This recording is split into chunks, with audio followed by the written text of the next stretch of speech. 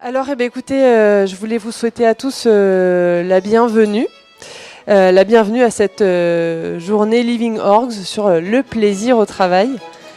Une journée sur le plaisir, l'épanouissement de la personne, du collectif, dans les entreprises. Une journée pour découvrir, échanger, partager, travailler, se questionner sur ces questions, sur vos doutes, les points de vue, les différentes expériences, les idées, les envies que l'on peut avoir sur ce fameux travail et auquel on a envie de prendre plaisir. Alors il y a 2 ans, Arte diffusait un documentaire, j'imagine que beaucoup de gens, beaucoup d'entre vous ont vu, qui s'appelait Le bonheur au travail. Et on était à l'époque, Épicentre était situé rue des Gras, et on était un petit groupe de personnes à le visionner ensemble en se disant tiens, quelle est cette drôle de manière d'aborder les choses sur le travail. Et donc on était 15-20 à regarder cette émission et à avoir passé un peu de temps à échanger, faire un atelier derrière sur le plaisir au travail, enfin le bonheur au travail. De là est née l'envie de continuer les discussions et de suivre un peu ce qui se pourrait se faire et de continuer à analyser un peu cette tendance qui apparaissait sur le plaisir au travail. 1 an après, nous organisions Living Orgs numéro 1, donc ici à Épicentre, avec un groupe d'une dizaine de personnes, pour creuser la question du bien-être au travail. Donc une volonté commune de faire dialoguer des entreprises, des salariés, des managers, des freelances, et de personnes qui sont déjà engagées dans des entreprises. Alors on les appelle libérées, responsabilisées, agiles. Elles portent beaucoup de noms et s'engagent dans différentes stratégies. Dans tous les cas, toutes ces organisations-là, elles sont vivantes. D'où le nom de Living Orgs, des organisations vivantes. Donc c'est de ces organisations vivantes dont on a parlé à la première édition de Living Orgs, c'est d'elles dont on parle aujourd'hui. Et donc on est ravis de vous voir aussi nombreux pour cette 2e session, alors que la rentrée de tout le monde, on le sait, est très chargée et mouvementée. Donc on est ravis que vous preniez le temps de réfléchir à votre plaisir au travail et le plaisir des autres au travail. Alors on vous invite ici, vous êtes à Épicentre Factory, je pense que beaucoup d'entre vous connaissent l'espace, mais ici c'est un espace de coworking, un tiers-lieu, dans lequel travaillent environ 80 personnes qui sont freelance, entrepreneurs, des petites startups, des entreprises de toute petite taille, de 4-5 personnes, des personnes qui sont en télétravail aussi. Donc 80 personnes qui ne sont pas là forcément à plein temps, des gens qui sont là pour un temps très court, 1 heure de passage, des gens qui sont là de manière tout à fait permanente, implantés avec des bureaux fixes. Et tout le monde partage une communauté, enfin c'est une communauté avant tout, bien que ce soit aussi un lieu très important pour nous. Vous voyez, on a le café, ici on y fait beaucoup de choses, des expos, de l'événementiel, parfois on y fait la fête, samedi on y fait un vide dressing. Et donc voilà, ce qui fait que l'esprit de communauté existe ici, c'est que chacun travaille pour soi en responsabilité de son propre projet, mais on a un lieu que l'on partage et que l'on fait grandir ensemble, que l'on fait bouger, et qui est tout à fait vivant au gré de nos envies et de notre envie d'être ensemble. Donc c'est un lieu qui porte en lui l'ADN de ce plaisir au travail. C'est quelque chose qui, pour nous, a beaucoup d'importance. Les espaces de coworking sont un peu les icônes aujourd'hui, les icônes modernes de ces nouvelles manières de travailler, de ce plaisir au travail. On en voit un peu partout, même dans les entreprises, les corpo working. Donc pour nous, c'est intéressant que ces journées aient lieu ici. Je voulais remercier quelques personnes. On a 2 sponsors qui nous aident à financer cet événement, NS Management et Système DRH. Voilà. Et puis on est aussi soutenu par l'ARACT, l'Agence nationale de l'amélioration des conditions de travail, avec un fonds dédié justement aux expérimentations pour améliorer les conditions de travail en entreprise. Un grand merci à tous les bénévoles, parce que cette manifestation est portée par des bénévoles. Sandrine, Céline, faut pas que j'en oublie, Sandrine, Céline, Frédéric, Damien, Sophie, Lionel, Gilles, Philippe. Voilà, on est nombreux à porter ça, et parce que ça nous fait plaisir. Voilà. Donc, Living Orgs 2016 portait sur l'innovation, l'agilité, les entreprises responsables et libérées. En gros, on était sur le côté exploration. Cette année, on a voulu oser parler de plaisir au travail. Quand on parle de plaisir, c'est ce qui nous rend heureux, hein, ce qui nous épanouit dans ces temps individuels et collectifs, qui, dans le fond, prennent quand même une grande partie de notre vie. Donc c'est un sujet très complexe. Certaines personnes ici ont l'habitude de travailler le sujet et savent que le sujet est compliqué. On le fera, nous, on l'aborde en toute humilité. L'idée, c'est vraiment de partager les points de vue et de faire en sorte que vous les partagiez entre vous aussi. C'est nous, finalement, que ça intéresse. Donc voilà. Donc on est des acteurs de terrain. On aura aussi la vision de chercheurs, d'intervenants en entreprise. Et Marie-Pierre se prendra le temps de présenter notre beau panel d'aujourd'hui, ce matin et cet après-midi. Donc l'objectif aujourd'hui, c'est d'être dans le concret, dans l'expérience, dans l'action. Il y aura un temps d'échange, une table ronde, mais vous le verrez, l'après-midi est ponctué d'ateliers dans lesquels c'est à vous de travailler ensemble. Donc quelques informations pratiques pour la journée. Je vais prendre le programme que vous avez tous. Sauf moi.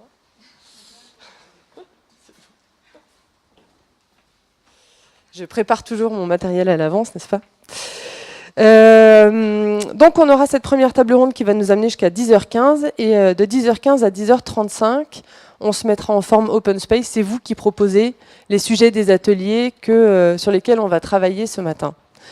Jusqu'à 11h30, vous vous répartirez en ateliers. Je reviendrai un petit peu plus précisément sur l'organisation de ces ateliers, mais les ateliers sont là pour se faire plaisir. Donc, ils se feront ici, ils peuvent se faire au café. Il y a un très bon chocolatier en face. On a aussi un bar avec qui on travaille beaucoup, qui s'appelle le Meyerling. Et si vous aimez le café, allez goûter celui de chez Nico, qui est un tout petit peu plus loin. Donc voilà, les ateliers, c'est où vous avez envie de les faire.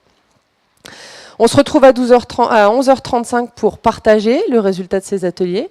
Et ensuite, on va déjeuner de 12h30 à 14h, un déjeuner qui nous est préparé par le LAG, l'alimentation générale, un petit bar qu'on aime beaucoup et qui est juste à côté d'ici. On se retrouve à 14h pour la deuxième table ronde, suivie pareil d'un open space, d'un atelier, et on partage et on essaiera de finir avant 17h30 pour vous inviter à boire un petit cocktail et finir cette journée en un petit cocktail. Je vois qui rigole, mais oui, nous aussi on organise des cocktails en fin de journée. Voilà. Alors, qu'est-ce que j'ai à vous dire ? Oui, pendant la journée, on prend des photos, on filme, parce qu'on souhaiterait faire un petit livret imagé, avec des liens, avec des témoignages, avec pourquoi pas des vidéos. Donc c'est un petit livret qui ne sera pas imprimé, mais qui sera numérique. Si certains d'entre vous sont gênés par le fait d'être pris en photo ou d'apparaître sur des films, signalez-le à Damien, qui va s'occuper de... Voilà, merci. De façon à ce que vous n'apparaissiez pas sur les films et les images. Et puis, n'hésitez pas, si jamais, vérifiez bien qu'on a vos mails pour pouvoir vous faire parvenir ce petit livret à la fin de cette conférence. Enfin, pas à la fin, dans les quelques jours qui viendront.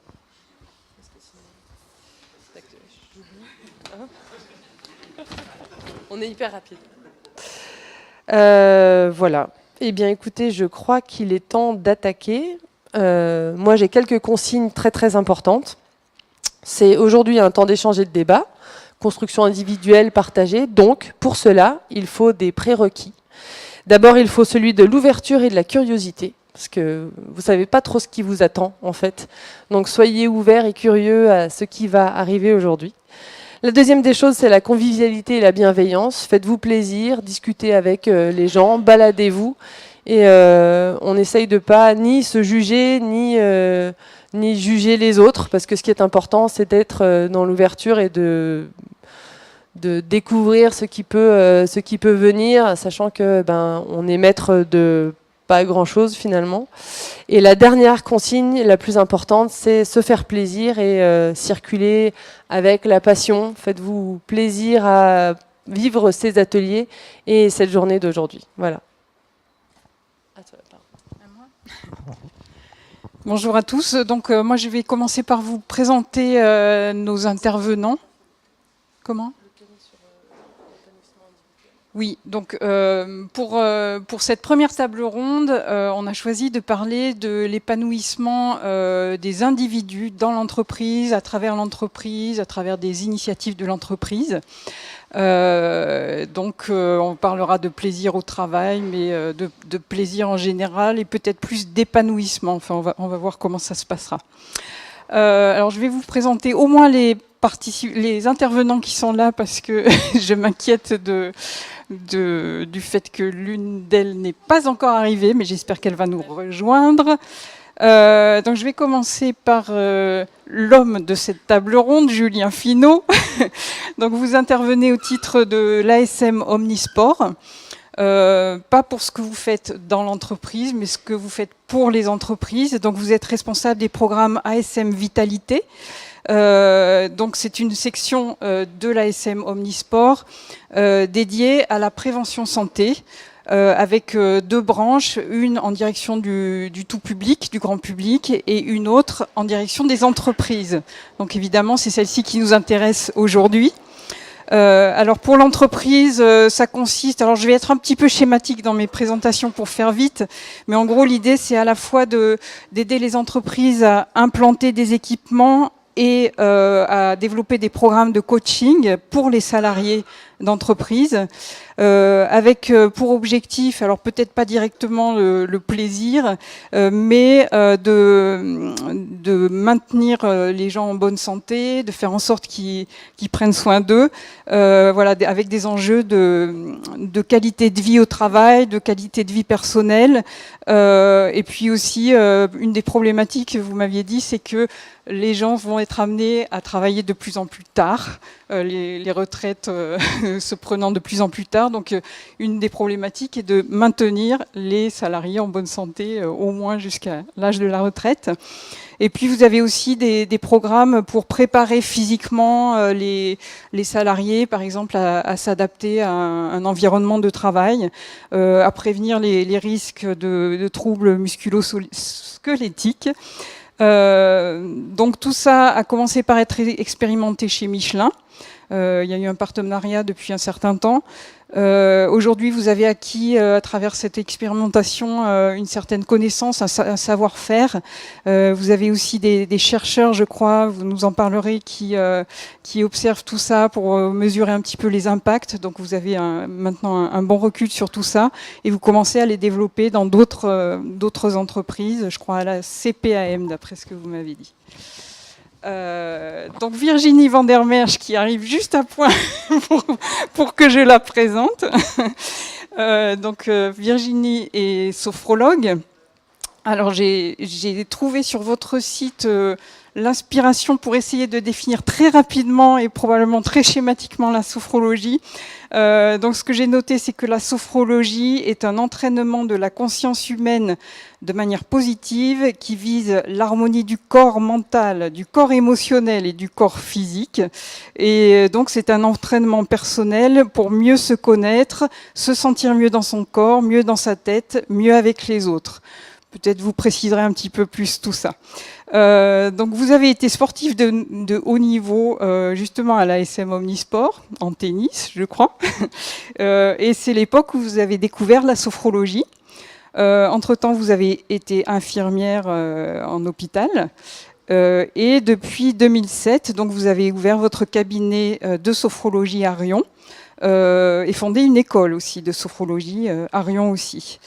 Et donc ce qui nous intéresse aujourd'hui, c'est que vous intervenez beaucoup en entreprise pour aider, alors par exemple pour aider des cadres ou des responsables d'entreprise sur leur fonction de dirigeants, vous nous en raconterez un petit peu plus, ou les employés qui peuvent être soumis à des situations stressantes.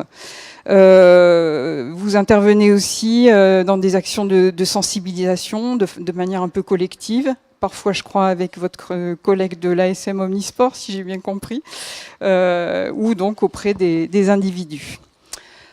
Alors notre troisième intervenante, qui est entre les deux premiers que j'ai présentés, Isabelle Calvérac. Donc vous êtes directrice de la communication de la Caisse d'épargne Auvergne-Limousin. Alors on change un petit peu d'environnement. La Caisse d'épargne, c'est une banque qui a une histoire bien particulière, puisque donc pendant pas loin de 2 siècles, en fait, elle a eu un statut d'utilité publique pour gérer les livrets d'épargne et en même temps aider les ménages dans la gestion de leur budget. Ce qui vous donne quand même, donc vous êtes, la Caisse d'épargne est devenue une banque a priori comme les autres, mais elle a gardé quand même un très fort ADN sur tout ce qui est responsabilité sociale. Et donc on vous a invité pour une expérience qui nous paraît vraiment intéressante, qui s'appelle la Semaine de la solidarité. Alors l'idée, c'est que tous les ans, vous incitez des salariés, mais aussi des retraités ou des associés de la Caisse d'épargne à participer à des actions de solidarité prises en partie sur leur temps de travail. Donc vous invitez à peu près 200 personnes à participer à ces actions et à donner une journée à participer à une action en association avec des associations du territoire qui œuvrent pour des personnes défavorisées, des handicapés, etc. Donc pour organiser des grosses opérations qui ne pourraient pas avoir lieu sans un renfort de bénévoles. Donc pendant une journée, il va y avoir, je sais pas, un groupe de handicapés qui va participer à toute une journée à la piscine avec un parrain un peu prestigieux. Enfin bon, vous nous raconterez un petit peu plus. Et donc ça fait 6 ans que ces semaines de la solidarité ont lieu et elles connaissent un grand succès. Et puis donc là, ce sont nos 3 intervenants qui vont nous raconter leur expérience de terrain, on va dire. Et on a voulu, donc on aime bien dans nos journées avoir le regard d'un chercheur. Donc nous avons invité Brigitte Nivet dans le fauteuil. Brigitte Nivet, vous êtes enseignante et chercheur à l'École supérieure de commerce de Clermont, docteur en sciences de gestion. Votre domaine de travail, c'est le management et la gestion des ressources humaines. Et vous vous intéressez plus particulièrement, et c'est ce qui nous intéresse, aux innovations sociales et managériales. Et puis, vous êtes membre du groupe People. Alors, c'est pas parce que vous êtes tous très célèbres, mais People, donc si on développe, c'est un sigle qui veut dire Programme d'études sur les organisations post-managériales et la libération des entreprises. Donc, vous êtes, je crois, 6 chercheurs dans ce groupe. Et vous observez plus particulièrement les choses dans 2 directions. D'une part, dans une très grande manufacture qui a son siège social à Clermont-Ferrand. Je vous laisse deviner laquelle, notamment dans sa démarche de responsabilisation. Et par ailleurs, un groupe de 9 PME, donc quelques scopes. Donc voilà, pour voir un petit peu ce qui se passe dans des entreprises moins importantes. Et donc, vous nous apporterez une sorte de recul. Vous aurez le rôle un peu d'élargir la focale, on va dire. Voilà. Alors la première question, c'était l'idée que nos 3 intervenants de terrain, comme je disais, nous expliquent un petit peu. Donc là, je vous ai présenté brièvement, mais par rapport au sujet du jour, qui est comment on aide des salariés à s'épanouir. Qu'est-ce que vous avez l'impression de leur apporter très concrètement ? Allez, j'arrive la dernière et je commence la première. C'est votre punition. C'est ça. Excusez-moi, j'étais sur une autre réunion et c'était... Voilà. Oui, Virginie Vandermerch. Alors, sur le terrain, au niveau des entreprises, quand je viens, déjà, je dis surtout pas que je fais de la sophrologie. Pourquoi je dis ça ? Parce que, en fait, la sophrologie, elle n'est pas très bien connue encore, ou quand elle est connue, elle est mal connue. Elle fait peur. Il y en a qui assimilent ça des fois à une dérive sectaire, d'autres qui disent que c'est juste de la relaxation et comprennent pas bien l'outil. Donc quand je me présente, je parle plutôt en effet, qu'est-ce que je peux amener comme besoin à l'individu, parce que en fait je travaille essentiellement sur l'individu et pas sur les organisations. Après forcément ça a un impact sur les organisations, mais je suis essentiellement voilà, centrée sur l'individu, dans l'idée de dire que quand un individu en effet se sent équilibré au niveau de sa tête, c'est-à-dire ses pensées, qu'il n'y en a pas dans tous les sens, qu'il y ait des troubles de concentration qui peuvent arriver, ou que ce soit des pensées aussi qui peuvent être jusqu'à être négatives. Voilà, de ne pas croire en soi, par exemple. Quand il y a cet équilibre-là avec le cœur, c'est-à-dire de vraiment faire qu'à un moment donné, ce soit bien en lien avec ses émotions, et que ce soit bien en lien aussi avec ses jambes, on dit ses actions, et ben le principe opère, c'est-à-dire qu'en fait c'est contagieux. Quand je dis ça, c'est que quand on part du corps émotionnel de l'individu et qu'on vient travailler sur ses émotions, qu'on part de ses pensées ou qu'on part de ses actions, si on y met un petit grain positif quelque part, et ben en fait la magie opère et tout va ensemble et donc l'action devient positive, l'émotion devient positive, la pensée devient positive et alors elle est même contagieuse après au niveau des collaborateurs. C'est-à-dire quand j'interviens sur un individu, l'idée est de dire qu'après, ben, du coup, ça va être contagieux au niveau du service et au niveau de l'entreprise elle-même. Voilà ma démarche, avec des outils hyper concrets. Alors si je vous parle de concret maintenant, c'est très concret. C'est-à-dire que ce que j'amène comme démarche, c'est de travailler essentiellement sur le corps de l'individu, parce que c'est là où il peut vraiment, à un moment donné, ressentir des sensations positives, qui vont après avoir un effet positif sur tout le reste. Et des choses toutes simples, c'est-à-dire rien que de sentir ses pieds qui sont bien posés par terre, au sol, dans une posture où du coup, il n'y a pas de tension inutile. Rien que ça, c'est le départ de tout, en fait, l'ancrage. L'ancrage est vraiment le départ de tout, après avoir plus confiance en lui, à développer des capacités d'adaptation meilleures, à être plus concentré, à savoir vraiment aussi répondre à des demandes diverses et variées qu'il peut avoir dans sa journée de travail. Donc ça part de choses aussi essentielles que ça, en fait. Et après, il y a d'autres outils, comme des outils de respiration, des mouvements dynamiques, des exercices de visualisation, qui sont là pour encore plus, on va dire, activer ou désactiver ce qui ne va pas. Parce qu'on peut faire les deux, en fait. Et c'est des choses, c'est des exercices qui sont proposés avant, pendant et après le travail, et dans l'idée de dire, refaites-le au quotidien. Créez-vous des sas de transition, c'est-à-dire vraiment des réflexes au quotidien qui vont venir démarrer votre journée. Et j'ai l'habitude de prendre l'exemple du sportif de haut niveau, en effet. Enfin, d'ailleurs, c'est pas haut niveau, je précise, c'est bon niveau. J'ai jamais été sportif de haut niveau, puisque j'ai jamais gagné ma vie avec ça. Un sportif, avant de rentrer sur un terrain, et pour être complètement efficace, il va se mobiliser et il va créer des rituels pour équilibrer, exactement pareil, son corps mental, son corps émotionnel et son corps physique. Et en fait, l'idée, c'est vraiment d'amener la même chose à des salariés dans les entreprises et de dire, pour vous sentir bien, soyez acteur de votre propre épanouissement et bien-être. Et utiliser des exercices de respiration dans la voiture. La voiture, un super sas de transition. Quand on vient au boulot le matin, vous voyez, là ce matin, je suis arrivée. Donc voilà, j'étais un peu en effet en retard. Il y avait un peu des bouchons sur la route. Voilà, après cette réunion, et j'en ai fait un sas pour vraiment être après mobilisée et être bien et à la fois bien ancrée. Voilà, là je suis bien ancrée. Et à la fois bien stable émotionnellement parlant, et puis voilà, bien présent avec vous. Voilà.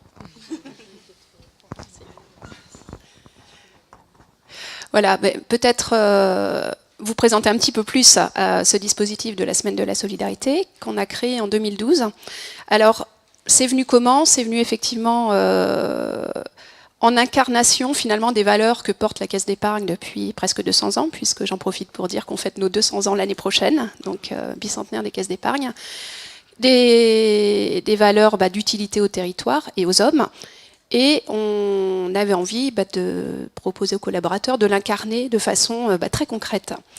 Donc on a eu l'idée de créer cette semaine de la solidarité. Donc c'est quoi ?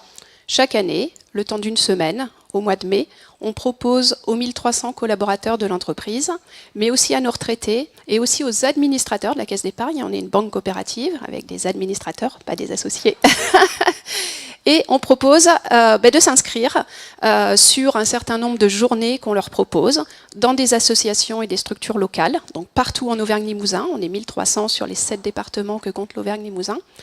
Et on leur propose de venir vivre une expérience différente, évidemment, de leur quotidien. Donc c'est sortir de l'univers professionnel, c'est aller à la rencontre de l'autre, c'est découvrir le milieu associatif. Pour certains, ils découvrent de façon, pour la première fois, cet univers.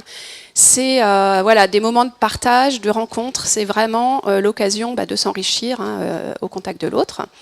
Avec la notion de plaisir, elle est complètement sous-jacente parce qu'on vient rencontrer ses collègues dans un autre registre, dans un autre lieu pour faire des choses différentes. On rencontre des bénévoles d'associations, on rencontre les administrateurs qu'on ne connaît pas forcément ou juste en face à face dans le bureau. Et puis surtout, on s'ouvre sur le milieu. Alors on en propose tout un tas de thèmes. Il y a l'environnement, il y a effectivement le handicap, la jeunesse, la lutte contre l'exclusion, qui est un peu le fil rouge des actions de mécénat, de solidarité de la Caisse d'épargne. Et c'est un temps partagé, donc il y a un don de soi, puisqu'on donne une demi-journée de son temps qu'on prend sur ses congés, et l'entreprise abonde d'une autre demi-journée, donc c'est vraiment 50-50 pour aller rendre possible dans des structures associatives des choses qu'on ne pourrait pas faire sans un apport massif de bénévolat. Exemple, pour revenir sur la piscine, on a fait une journée qui s'appelait Tous à l'eau dans l'Allier à QC. On a une centaine de jeunes des IME, de jeunes et d'adultes d'ailleurs, des IME autour de QC Vichy, qui sont venus passer une journée à la piscine avec une quarantaine de bénévoles de la Caisse d'épargne. Donc ils ont vraiment mouillé le maillot, mais le maillot de bain, pour aller passer la journée dans l'eau. Ils s'étaient crevés d'ailleurs à la fin de la journée, parce que c'était beaucoup plus fatigant qu'une journée de travail au final. Et on a ajouté cette année, pour aller encore plus loin dans les rencontres un peu fabuleuses, on a ajouté des parrains sur ces journées.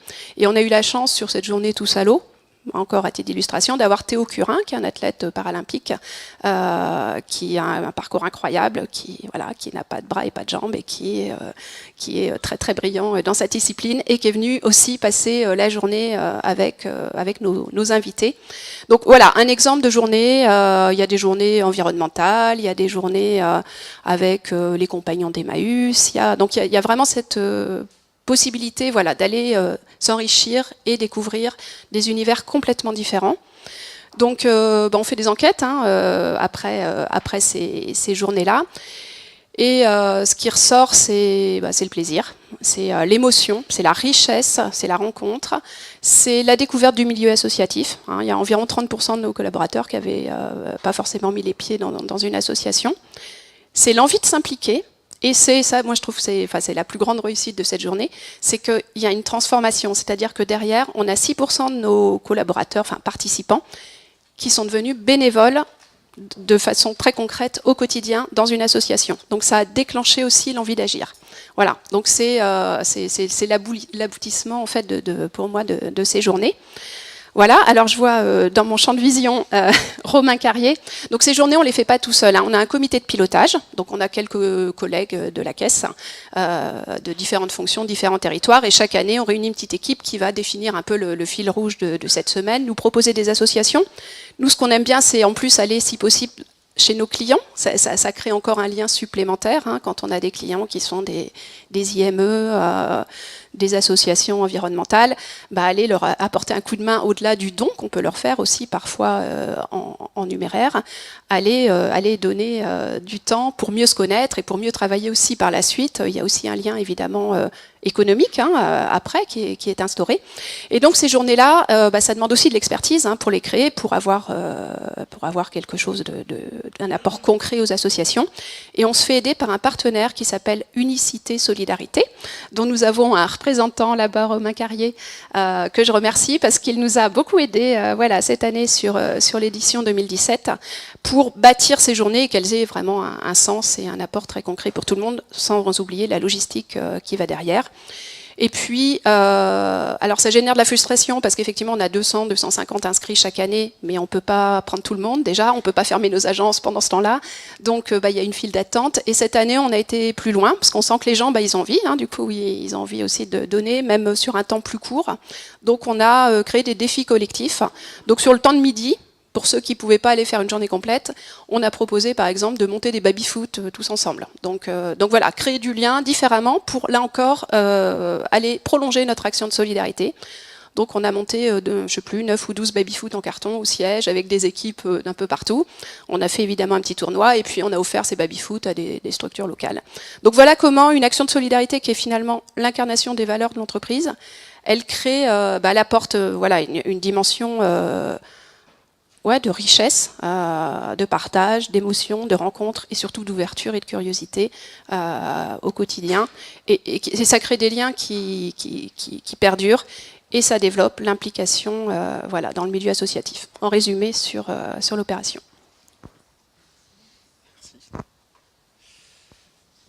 Merci. Bonjour. En préambule, je voudrais peut-être resituer l'action de l'ASM Omnisport, parce que je pense que certains d'entre vous doivent se demander en quoi l'ASM Omnisport peut être légitime, entre guillemets, sur la thématique de la qualité de vie, du plaisir et de la santé au travail. À savoir que dès 1911, quand l'ASM Omnisport a été créé, il a été créé par monsieur Marcel Michelin. C'est dans les objectifs qui étaient énoncés, dans les fondements de la création de l'association, il y avait le fait de faire bénéficier des effets positifs en termes de santé et en termes de bien-être de l'activité physique auprès des salariés Michelin. Donc quelque part, après un long passage pendant plusieurs décennies, qui est visible aussi dans toutes les structures sportives en France, où c'est le sport compétitif qui a été mis en avant et qui s'est structuré.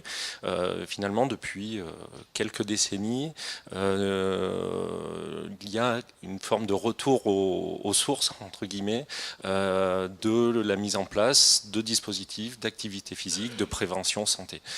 Sachant que ça répond à des enjeux sociétaux, à la fois au niveau du grand public. Vous n'êtes pas sans savoir qu'on est statistiquement au niveau de la population française avec une augmentation du taux de sédentarité, du taux d'inactivité physique, avec l'impact que ça peut avoir en termes de santé publique au niveau de l'augmentation des maladies chroniques, par exemple, et que l'activité physique est une des réponses, parmi d'autres, à la prévention primaire, secondaire ou tertiaire de ce type de pathologie.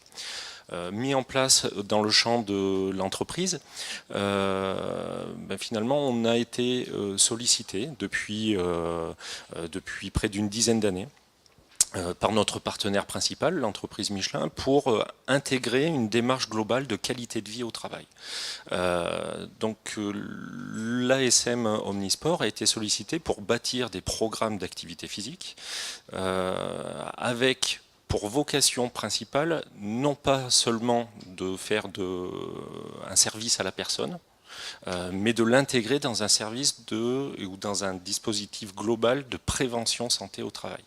Donc l'objectif, essentiellement, c'est de mettre en place des équipements, des salles, tous les facteurs finalement qui vont favoriser la pratique de par la proximité des installations, d'encadrer ces activités pour avoir un lien humain et un accompagnement privilégié, individualisé et rassurant pour la majorité des pratiquants, et avec pour objectif d'essayer d'attirer dans ces dispositifs des personnes qui ne font pas plus ou pas suffisamment d'activité physique. L'idée, c'est que ce ne soit pas un service à destination de personnes qui font déjà de l'activité physique, qui font déjà du sport, et qui viendraient finalement plus facilement pratiquer sur un lieu intégré dans l'entreprise. Donc on est vraiment dans cette logique-là. Pour faire le lien avec la notion de plaisir, on est dans cette démarche-là aussi, dans le sens où, pour des personnes notamment qui ne font pas ou peu d'activité physique, qui ont besoin d'en faire davantage pour leur épanouissement personnel, pour leur équilibre vie professionnelle, vie privée, ou pour leur santé d'un point de vue plus physiologique, entre guillemets, s'inscrire de manière pérenne dans une pratique d'activité physique régulière, si le plaisir n'est pas présent dans l'activité physique, l'activité ne sera pas pérenne. D'où l'intérêt d'avoir une activité encadrée, et pas seulement des équipements sportifs avec des machines, des rameurs, des vélos, etc.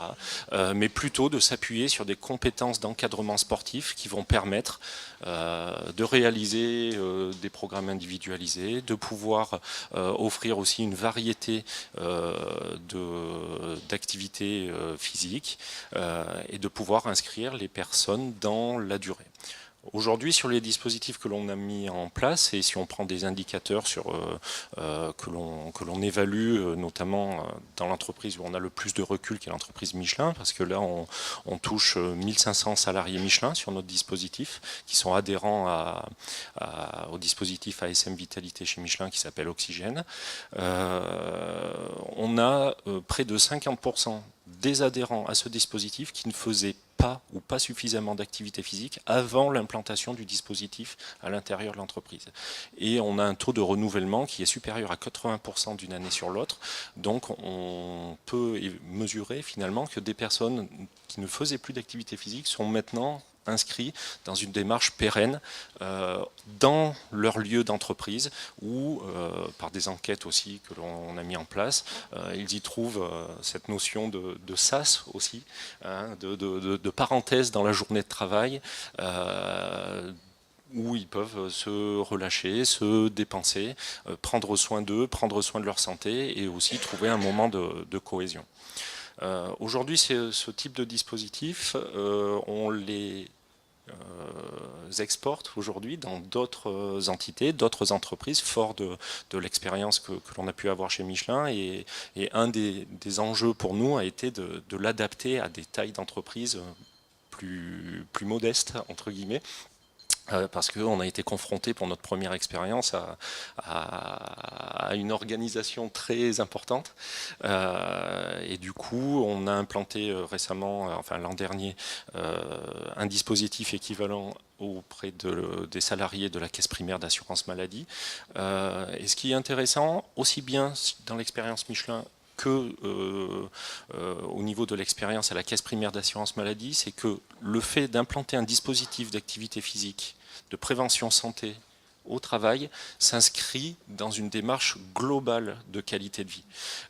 Et ce n'est pas seulement la mise en place d'un service pour faire plaisir à certains dirigeants, pour faire plaisir à certains salariés, c'est qu'on est bien dans une démarche globale et on travaille en partenariat avec les comités de direction, avec la médecine du travail et avec les interlocuteurs CHSCT par exemple au niveau des entreprises pour bâtir ces programmes dans une démarche globale de qualité de vie au travail. Et c'est ce qu'on essaie de promouvoir finalement auprès des différentes entreprises qui nous sollicitent avec, pour refaire le lien et pour conclure cette notion de plaisir à la pratique de l'activité physique qui est essentielle, que ce soit sur des pratiques en salle, en extérieur ou aussi, vous en parliez tout à l'heure, sur des échauffements, étirements, conditionnement physique d'équipe de travail dans le milieu industriel aussi. C'est des choses que l'on met en place plus en lien avec de la prévention des troubles musculo-squelettiques.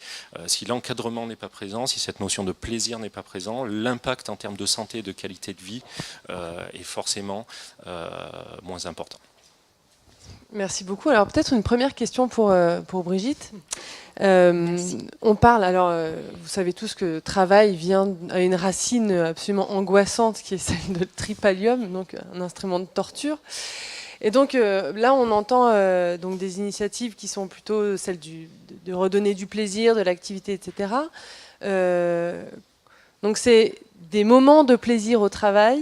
Est-ce que c'est à partir de quand le travail devient un plaisir? Enfin, on a des temps qui sont quand même d'insertion, de journée, de temps de sport entre midi et deux, etc. Donc c'est pas le travail qui est un plaisir, mais on met du plaisir dans le temps de travail. À partir de quand on franchit le pas et qu'on fait vraiment devenir le travail une vraie source de plaisir? D'accord. C'est bien de resituer, oui, de contextualiser et de ramener aussi cette notion de travail, elle émerge au XVIIIe siècle dans le cadre de rapports de production, c'est-à-dire que la finalité va au-delà des moyens, c'est produire de la richesse.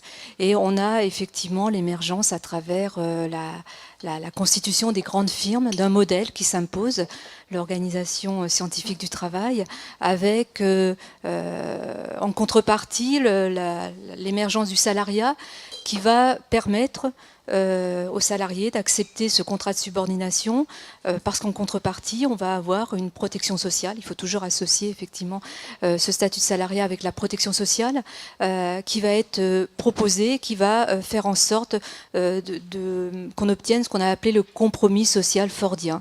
Et ça, dans un cadre de grande stabilité, de croissance économique, avec comme contrepartie aussi le contrat à durée indéterminée. Et tout cela, on va le connaître, alors je résume forcément, je vais aller vite, mais jusqu'aux années, fin des années 60. Et à partir des années 70, on va connaître un changement profond du capitalisme industriel qui va se transformer, qui va rentrer dans une grande période de dérégulation. Et on va voir émerger un capitalisme fondé sur une dimension purement financière, qui va introduire une notion que les entreprises vont être amenées à prendre en compte et avec toujours plus d'acuité, la flexibilité. Et c'est dans cette période-là qu'on commence à avoir des formes d'emploi variées, avec des formes d'emploi précaires, avec des formes d'emploi intérimaires, etc. C'est contrat à temps partiel, etc. Donc là, une grande rupture par rapport au compromis qui était engagé. Et cette notion de qualité de vie, j'ai bien aimé que Julien rappelle qu'en 1911, effectivement, Marcel Michelin l'avait introduite, parce que ces grandes entreprises industrielles ont toujours eu une préoccupation qu'on a qualifiée d'hygiéniste. C'est-à-dire le grand patronat français s'est toujours préoccupé, effectivement, d'accompagner la santé, surtout dans certaines entreprises dites paternalistes. Cette dimension était très, très probante. Ensuite, on a des entreprises qui ont toujours cherché à concilier l'épanouissement du travail, à aller vers l'autonomie, la responsabilisation. Ça n'a pas été la généralité, mais ce n'est pas nouveau. On a toujours vu émerger cette préoccupation. Mais on peut dire qu'il y a eu effectivement un passage de l'éthique du devoir à l'éthique de l'épanouissement au cours de la seconde moitié du XXe siècle. Avec aujourd'hui presque une injonction à être heureux, injonction au plaisir, au bien-être dans les organisations, qui peut poser un certain nombre de questions, puisqu'on ne remet absolument pas en cause les structures qui gouvernent les organisations, mais on va effectivement faire porter sur le salarié cette responsabilité d'être bien portant, d'avoir une santé, alors même l'OMS définit très clairement ce qu'est la santé, c'est à la fois la santé physique, mentale ou psychique, donc l'absence de maladie, mais, et c'est important, c'est l'état de bien-être qui est qualifié dans ce que qualifie l'OMS comme étant un état de bonne santé dans les organisations. Donc cette notion de bien-être, bien sûr, elle semble être un élément fondateur. On s'interroge même pourquoi il faut l'introduire, puisque pourquoi mettre les employés, les ouvriers dans des états de mauvaise santé ou de mal-être dans les organisations. Mais aujourd'hui, c'est un petit peu plus subtil, c'est-à-dire qu'on est effectivement, on n'est plus dans ce qu'on mobilise, ce sont plus des capacités de production matérielle, ce sont des capacités qu'on appelle immatérielles, c'est-à-dire qu'on fait appel aussi dans nos organisations, on est passé dans ce qu'on appelle l'économie de la connaissance, à l'intelligence, Et pour effectivement contribuer à la performance des entreprises, on a besoin de plus en plus de collaborateurs qui soient en capacité d'être force de proposition, de s'adapter à des contextes extrêmement bouleversés, en capacité de s'adapter à l'incertitude, à la complexité. Et tout ça suppose effectivement une grande stabilité émotionnelle et une capacité effectivement à réfléchir, à prendre des décisions dans ce contexte-là. Donc, est-ce qu'on n'est pas aussi dans cette approche pour rendre encore plus performants les salariés, parce qu'on le voit bien dans les témoignages et c'est très intéressant, on a beaucoup abordé la dimension individuelle, comment les rendre plus stables émotionnellement, comment faire en sorte qu'ils aient aussi une santé physique, pour la finalité, toujours la performance. Et il nous semble aujourd'hui que, comme on sollicite de plus en plus la subjectivité totale des individus, leur implication totale, leur intelligence, on ne va pas pouvoir se contenter uniquement de leur aménager des espaces, de leur mettre des baby-foot, etc. Il va falloir aussi qu'on cède au niveau des questions du pouvoir, aux questions des... ce ne sont pas seulement les conditions de travail, c'est aussi comment aujourd'hui les salariés vont être vraiment beaucoup plus acteurs dans les prises de décision. Et peut-être que là, c'est une interrogation qui est beaucoup plus profonde sur la définition même de l'entreprise aujourd'hui. Voilà, je vais vite, parce que ce sont des questions qui nécessitent quand même un peu plus de temps. Et alors justement, dans ce contexte-là, donc les 3 témoignages qu'on a entendus tout à l'heure, est-ce qu'ils vous semblent typiques ou atypiques? Enfin, comment vous les resituez dans ce contexte? Alors, ce qui est intéressant, récemment, il y a un rapport qui est sorti, il a été établi par France Stratégie, qui établit des scénarios pour l'avenir. Et ce rapport fait émerger des tendances et déjà fait un état des lieux sur les entreprises aujourd'hui, telles qu'elles sont. Et on a 4 grandes familles d'entreprises, des entreprises qui sont plutôt classiques, qu'on appelle donc avec des entreprises avec des organisations simples ou tayloriennes. Donc là, on va avoir moins de 50% des salariés qui sont dans ce type d'entreprise. C'est d'un côté 17%, de l'autre 18%. Ces entreprises proposent un travail qui est très répétitif, qui nécessite très peu d'autonomie, avec une grande standardisation. Donc ça, c'est plutôt les entreprises simples. On va beaucoup avoir d'entreprises du tertiaire. On a des entreprises plutôt tayloriennes, on va retrouver les mêmes caractéristiques, un travail avec très peu d'autonomie, très répétitif, avec beaucoup de prescriptions, mais là avec des conditions qui peuvent ressembler aux entreprises que je qualifierais ensuite de modernes, c'est-à-dire avec des rotations d'équipes, avec du travail en équipe, mais sans autonomie, mais voilà cette caractéristique. Et les entreprises, 2 types d'entreprises de grande famille, d'entreprises dites modernes, où là on va avoir les entreprises apprenantes, on va être autour de 35-36% d'entreprises apprenantes, et puis des entreprises qu'on qualifie de lean management, c'est-à-dire qu'elles ont introduit une logique d'optimisation des process, mais les 2 sont fondés sur la mobilisation des capacités cognitives, c'est-à-dire dans ce type d'entreprise, on a besoin de plus d'autonomie des salariés. On doit mobiliser leur intelligence aussi. Mais dans un cas, cette entreprise apprenante, il y a une très très grande autonomie et un ensemble d'éléments qui sont laissés à la liberté, au libre arbitre des salariés. Et on va avoir plutôt des cadres, des fonctions liées à l'économie de la connaissance dans ce type d'entreprise. Et puis dans les entreprises plutôt où le lean s'est imposé, là on est dans une logique d'optimisation des process. Donc l'intelligence mobilisée va être au service de la performance. Donc voilà un petit peu l'état des entreprises aujourd'hui. Donc on peut voir émerger plusieurs scénarios. Soit c'est cette dimension plutôt, on va dire, où les capacités cognitives sont peu mobilisées, où la standardisation, la prescription s'impose, ou est-ce qu'on va voir émerger davantage le type d'entreprise apprenante? Et c'est vrai que quand on regarde, on compare avec d'autres pays européens, c'est plutôt ce type d'entreprise apprenante qui se développe, mais nous on est très en retard, et on a une caractéristique dans nos entreprises françaises qui s'explique par beaucoup d'éléments, mais peut-être une dimension aussi très forte dans la culture, qui est très hiérarchisée. On a vraiment peu développé ces entreprises apprenantes, apprenante. Alors, on voit aujourd'hui émerger, à travers le phénomène que vous avez qualifié effectivement de différents noms, puisqu'on ne sait pas trop comment les qualifier, entreprises apprenantes, entreprises responsabilisantes, entreprises libérées, entreprises sociocratiques, etc. Il y a beaucoup de propositions qui ne sont pas... Là aussi, il faut être prudent, ce n'est pas un phénomène qui émerge, ce n'est pas nouveau, il y a toujours eu une tradition de ces entreprises dites utopiques, où on a essayé de concilier et d'articuler un projet économique et un projet social. Mais aujourd'hui, ce phénomène émerge dans un contexte particulier, où on s'interroge même sur la fin du salariat, où le travail est questionné. Est-ce que le travail il est vraiment multiforme, le travail. On a à la fois du travail qui est qualifié, on a à la fois du travail qui est non qualifié, on a du travail émietté, du travail avec une très forte valeur ajoutée.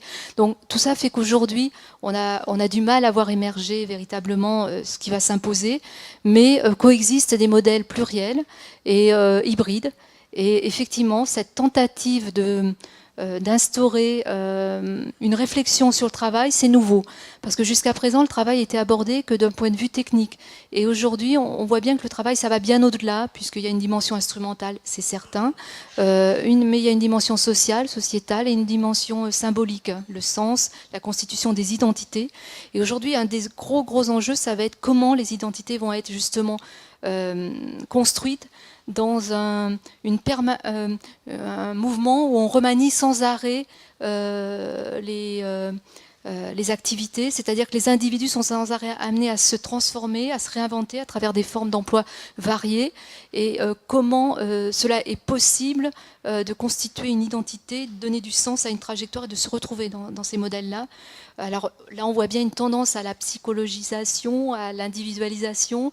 Est-ce que c'est la réponse? Puisque si on ne touche pas aussi aux structures, ça peut être très très limité, et c'est amener peut-être l'individu à aller au bout de soi, au bout de lui-même, et là c'est un risque. Alors justement, j'ai envie de demander notamment à Virginie et à Julien, on a vu qu'à la Caisse d'épargne, en fait, l'action qu'on a présentée était directement en lien avec la nature et les valeurs de l'entreprise. Vous deux, vous intervenez en fait dans des entreprises, vous ne faites pas partie des entreprises. Est-ce que quand vous intervenez notamment sur l'individu, vous regardez ce qui se passe autour et quel est le lien qui se fait entre le bien-être des individus et le bien-être de l'entreprise finalement? Est-ce que ça doit être lié, ou est-ce que finalement la personne peut être bien sans que l'entreprise soit bien, ou est-ce que l'entreprise peut être bien sans que les salariés soient bien? Est-ce que vous regardez ça? Bien sûr, et je me suis longtemps questionnée à savoir, en fait, comment déjà, moi, par rapport à ce que je peux proposer, quel impact ça peut avoir. Longtemps, j'ai un exemple parlant sur le projet Oxygène. Je suis intervenue sur des séances de sophrologie entre midi et 2 et le soir après le travail, pendant longtemps, 2-3 ans, voilà, je sais plus. Et en fait, c'était des séances de sophrologie qui étaient proposées sans forcément qu'il y ait de thématique, sans forcément qu'on demande d'abord le besoin et la demande précise, et qui n'étaient pas forcément en lien avec l'organisation générale, l'entreprise. Voilà, donc j'avais des gens qui venaient, pour moi j'appelle ça consommer de la sophrologie, et en gros voilà, faire une sieste flash entre midi et 2, et rapidement en fait, du coup il y a eu un essoufflement. Les gens sont plus venus parce qu'il n'y avait pas de lien en fait avec l'entreprise, avec les besoins. Il n'y avait pas de communication qui était faite non plus avec les acteurs principaux et avec les managers. Alors ils venaient, ils déposaient des choses, très bien, et puis après ils repartaient, mais je veux dire, c'était pas dans une action collective.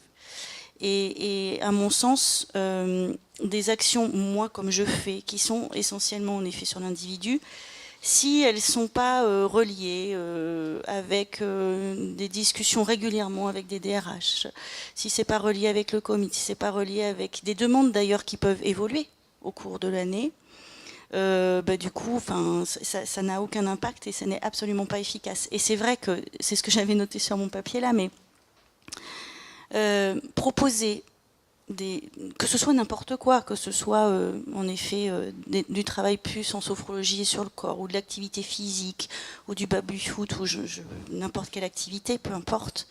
Si à un moment, ça n'est pas décidé déjà dans un projet commun où vraiment il y a une demande bien particulière, ça ne fonctionne pas parce que pour moi, voilà, c'est mettre juste un peu de poudre là comme ça, voilà, on secoue, on dit ouais super, on s'est fait plaisir, génial, il y a une séance de sophro, mais voilà, ça ne fonctionne pas pour moi. Et c'est hyper important que les actions, et moi j'appelle bien ça action de formation, je l'appelle bien comme ça, action de formation, elle soit bien posée et qu'il y ait surtout un suivi, il y ait une évaluation, hyper important, qu'il y ait une évaluation de ce qui a été fait, même si ça reste des fois en effet subjectif, mais on peut mesurer des choses très objectives, hein, par rapport notamment aux travaux sur les neurosciences aujourd'hui, qui vraiment mesurent des choses très précises. Sur quel impact ça peut avoir à un moment de pouvoir faire régulièrement, de se recentrer sur soi 5 minutes par jour. Il y a des choses qui ont été faites en termes de recherche et qui aujourd'hui voilà, sont bien prouvées.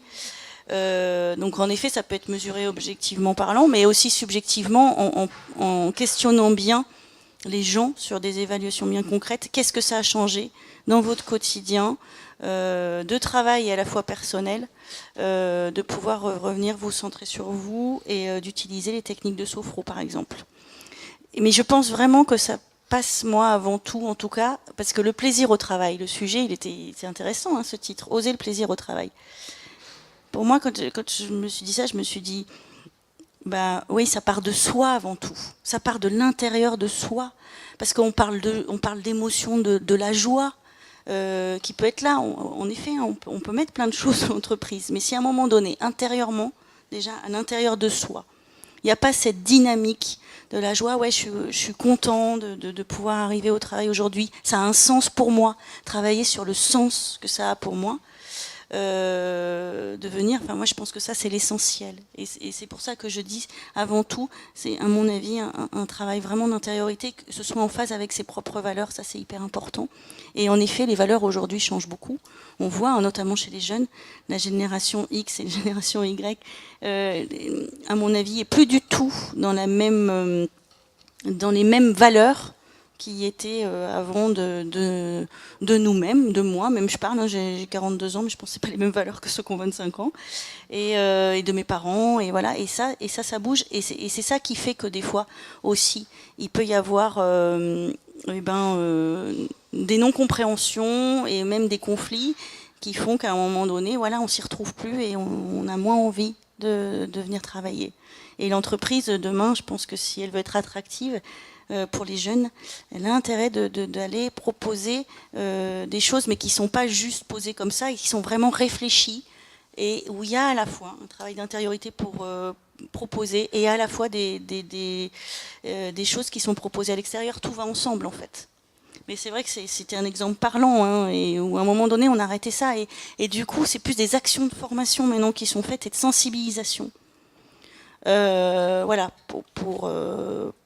et où il y a des thématiques qui sont choisies, vraiment, il y a des thématiques qui sont choisies, et moi je vais dans les entreprises dans cette optique-là, de choisir vraiment à chaque fois une thématique, pour que ça ait du sens, et pour que ce ne soit pas posé comme ça, voilà. Oui, pour compléter, j'adhère complètement aux propos de Virginie.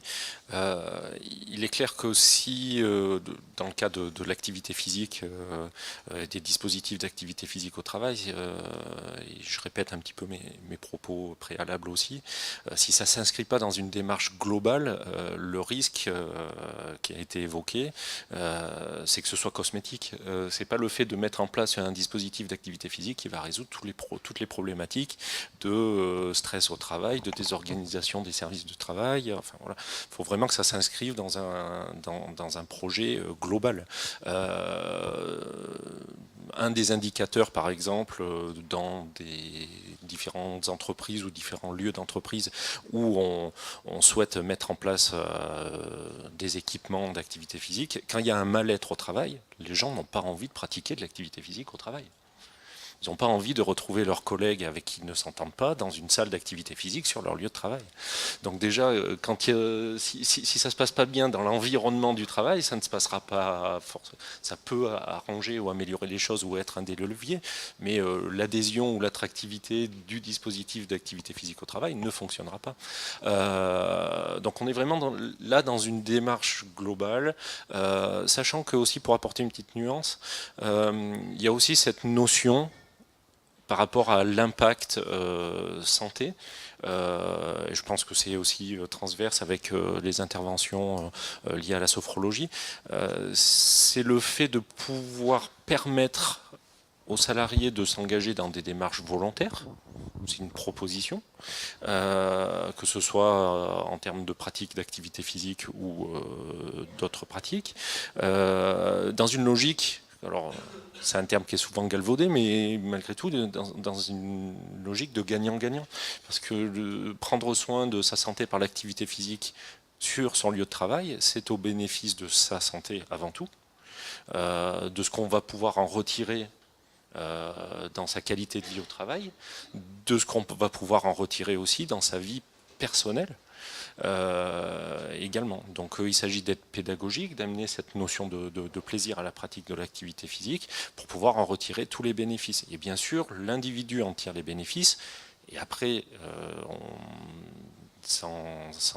il n'y a pas de naïveté non plus, je pense, au niveau des organisations et des entreprises. C'est au bénéfice de la qualité de vie au travail des salariés dans l'entreprise, au bénéfice de la performance aussi des salariés dans l'entreprise. Et il y a cette notion qui est importante aussi d'attractivité des entreprises. Dans un marché de l'emploi où on recherche de plus en plus du personnel aussi, de l'intelligence au service des entreprises, une entreprise qui n'est pas attractive par l'image qu'elle renvoie en termes de qualité de vie, en termes de dispositifs aussi intégrés dans l'entreprise, ce sont des éléments qui rentrent de plus en plus en compte dans le choix volontaire que peuvent faire certains jeunes qui rentrent sur le marché du travail et jeunes de haut niveau qui cherchent à être attirés par les entreprises. Rebondir sur cette notion de qualité de vie au travail, c'est s'interroger aussi qu'est-ce qu'on a fait au travail. Parce qu'aujourd'hui, la notion de travail, elle est différente pour chacun d'entre nous, mais elle n'est pas interrogée. C'est-à-dire que si les gens aussi perdent vraiment pied avec leur organisation, s'ils sont aussi mal, c'est parce que leur conception du travail bien fait n'est absolument pas interrogée.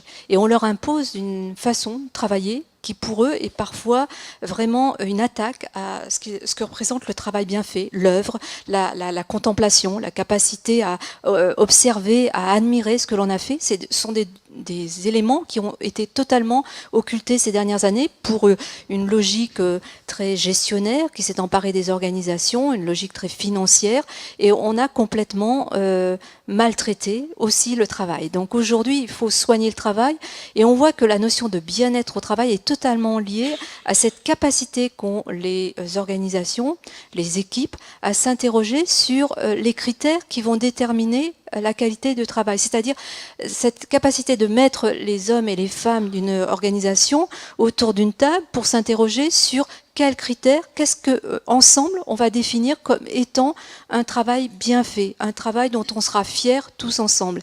Et cela, on le fait pas. Donc ça aussi, c'est un constat. Depuis quelques années, on a maltraité le travail, on a maltraité les gens, mais aussi le travail. Donc aujourd'hui, peut-être que cette question de bien-être est totalement à repenser avec comment mieux soigner le travail aujourd'hui. Alors peut-être une question à Isabelle, justement.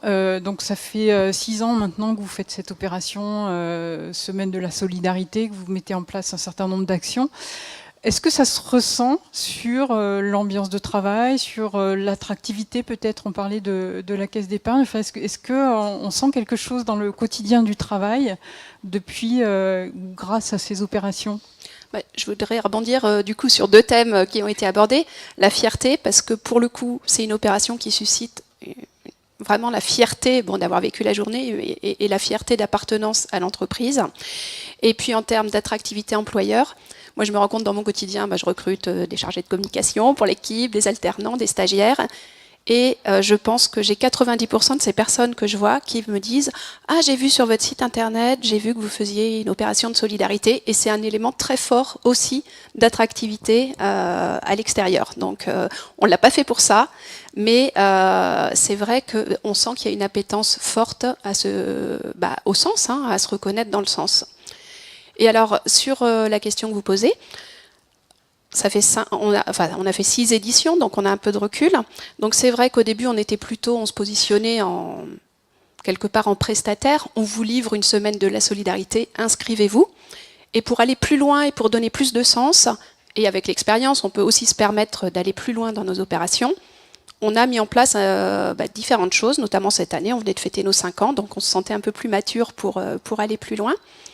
Donc on a proposé d'aller plus loin dans l'appropriation de ces journées. Donc on a créé des comités de pilotage locaux. Plutôt que de le piloter au siège, même avec quelques personnes, on a demandé à chaque département de créer un petit comité de pilotage et de nous proposer des associations, des thèmes, des idées. Donc c'est eux qui finalement ont bâti leur journée de solidarité. Alors après on a pris la main pour faire le travail et organiser les choses. Mais voilà, on peut aller encore plus loin, on se rend compte dans ce type de propositions pour les salariés, pour développer encore cette envie d'être acteur d'une opération qui rend fier. Donc ils nous ont proposé des idées de parrains, ils nous ont proposé des idées de journée, des idées de défis collectifs. Et puis, ce qu'on veut faire pour la prochaine édition, parce que là, je pense qu'on est vraiment, vraiment mûr et on arrive, je pense, on est capable de franchir une marche, ça serait de faire un appel à projet et cette fois de proposer aux collaborateurs de nous proposer leur association. Je suis déjà bénévole dans telle association et être en capacité aussi d'aller jusqu'à ce niveau-là. Donc, je pense que oui, il y a cette appropriation-là qui est un petit peu, je pense, l'aboutissement de ce dispositif.